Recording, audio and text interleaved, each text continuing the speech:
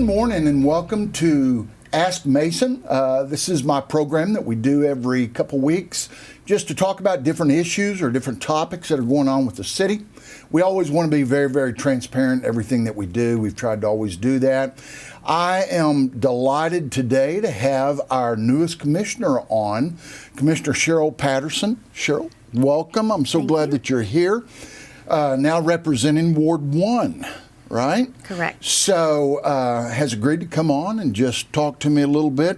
I thought it might be important that the community get to know you. I know that even though you're the commissioner for Ward 1, everything we do actually affects the entire city. So it's, I just think that everyone in the community needs to get to know you if they don't already. So welcome. I'm so glad that you're here.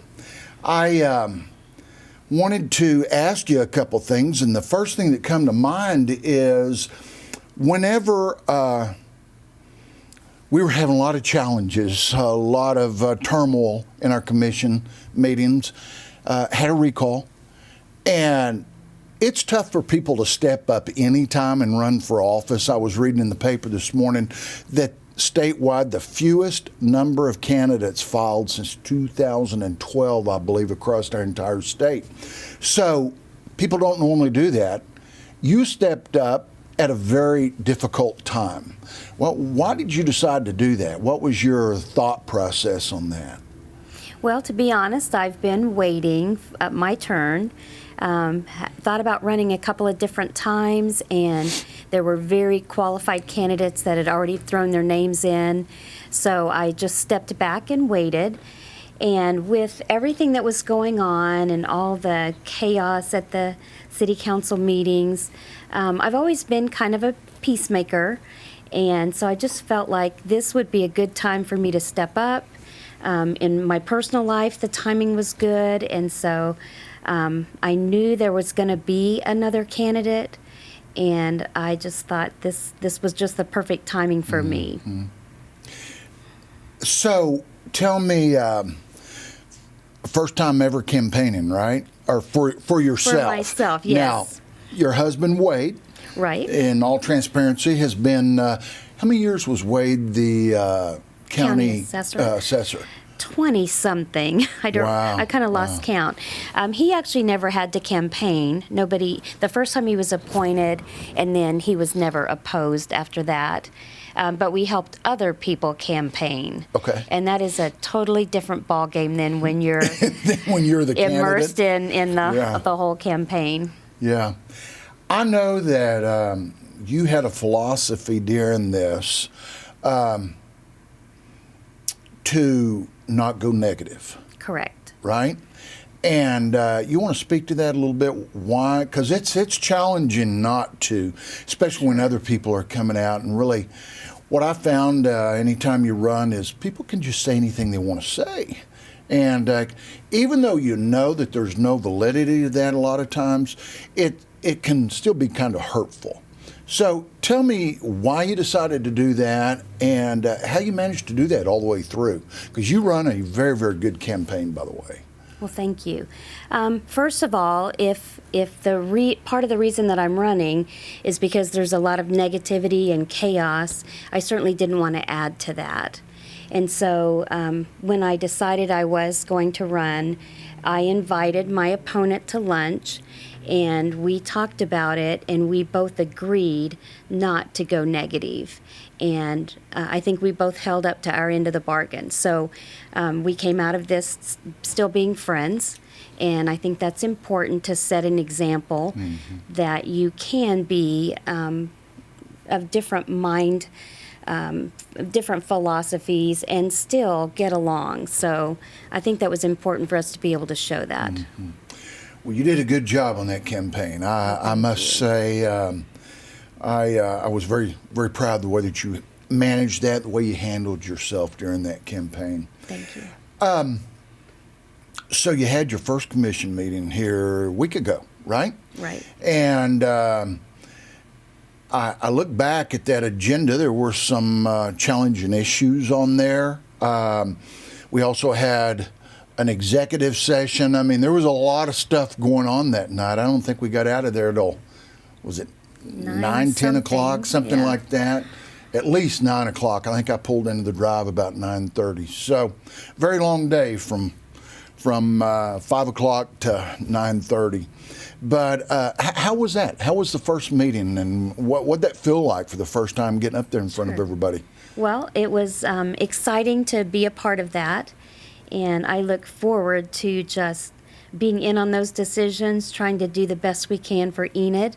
I've got lots of ideas in my head, and I'd like to see some of those come to fruition. So it's just an exciting time to be a part of this community, and looking forward to making a difference. Good, good. The thing I've always found is whenever you're trying to decide which way to go on an issue, there's good points on both sides. Right. And bad points sometimes on both sides. And trying to weigh that and how to make the best decision is tough, isn't it? Right. I mean, it seems like you ought to just be able to make a decision, but sometimes it takes a lot of study, a lot of planning.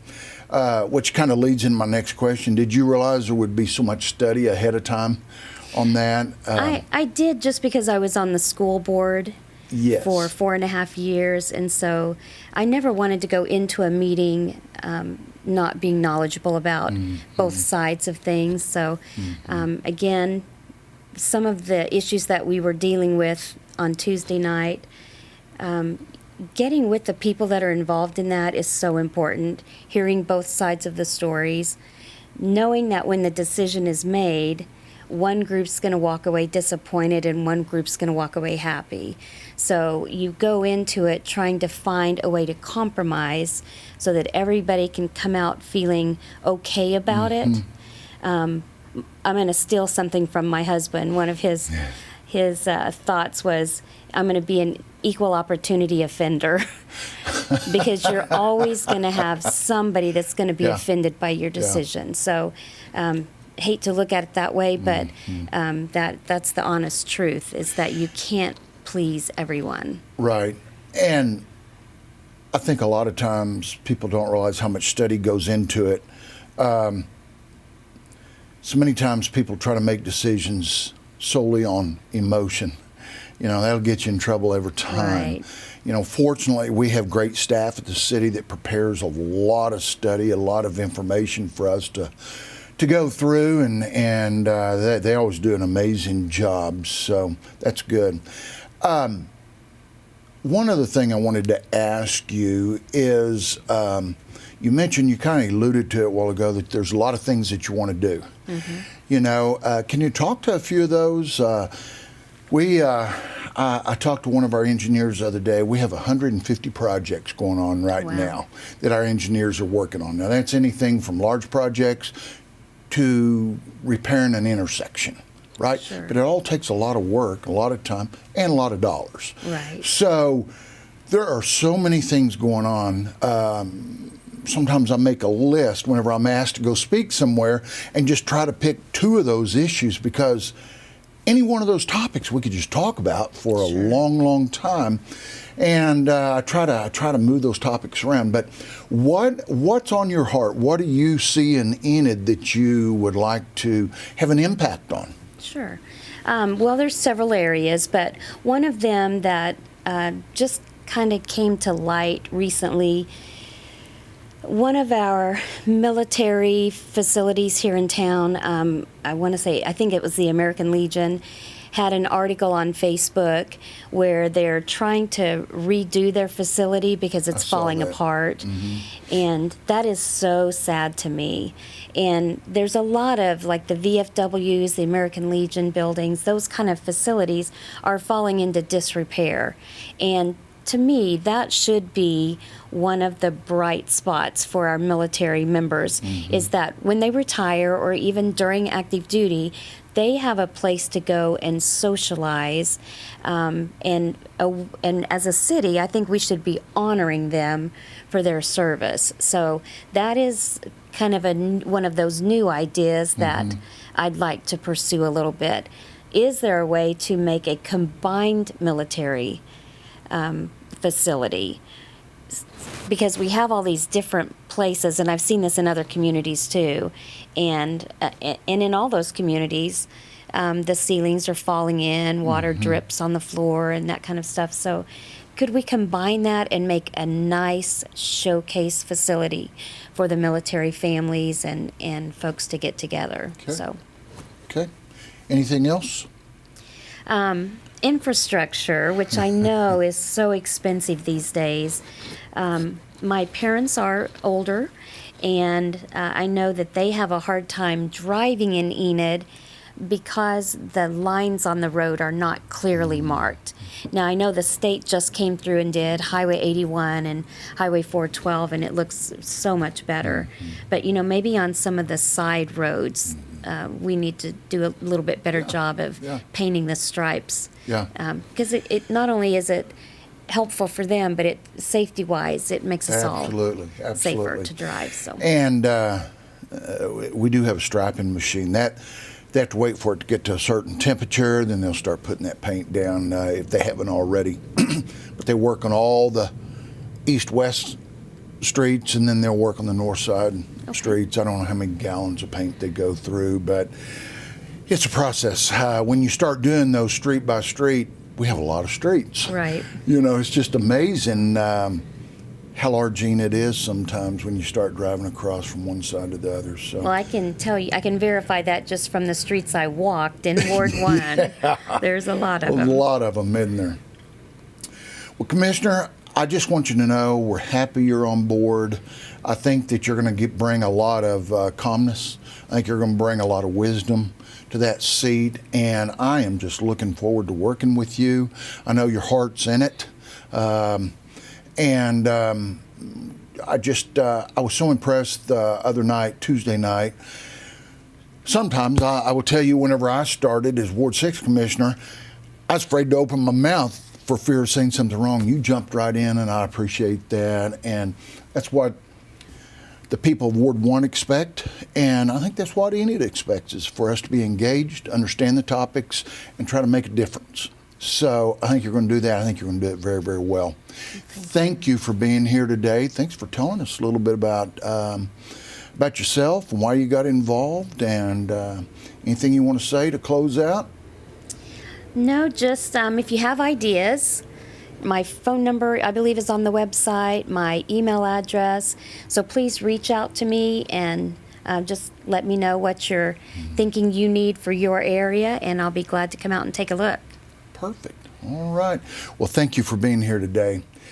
And thank you for joining us today on Ask Mason. That address, if you have any questions or thoughts that you want to send in for us to try to address, we're happy to do that. It's at askmason@enid.org. I always have to stop and think about that because I don't use that address all the time. So askmason@enid.org, and send in your questions. We'll never use your name, so don't worry about that. And we will do our very best to try to answer all those. Cheryl, thanks again for being here, and we'll see you in a couple of weeks. Thank you.